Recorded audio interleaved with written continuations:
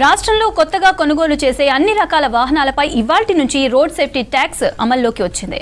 2 వీలర్లకు 2000, కార్లు, ఇతర light motor vehicles కి 5000, 3 వీలర్ ఆటోలతో పాటు ఇతర ట్రాన్స్పోర్ట్ వెహికల్స్ కి 10,000 పన్నును చెల్లించాల్సి ఉంటుంది. ఈ ఏడాది జనవరిలో జరిగిన అసెంబ్లీ సమావేశాల్లో ఈ బిల్లును పాస్ చేసింది రాష్ట్ర ప్రభుత్వం. దీనికి సంబంధించిన జీవోను రాష్ట్ర రవాణా శాఖ విడుదల చేసింది.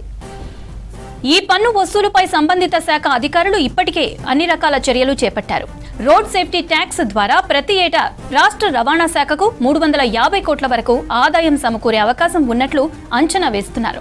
రోడ్డు ప్రమాదాల్లో మరణాలను అరికట్టేందుకు రోడ్లపై ప్రయాణించే వారికి మెరుగైన వసతులు కల్పించాలనే ఉద్దేశంతో సుప్రీంకోర్టు ఆదేశాల మేరకు మోటార్ వెహికల్స్ చట్టంలో సవరణలు చేశారు. దీంతో అన్ని రాష్ట్రాలు డెడికేటెడ్ రోడ్ సేఫ్టీ ఫండ్ ని ఏర్పాటు చేయాల్సి ఉంది.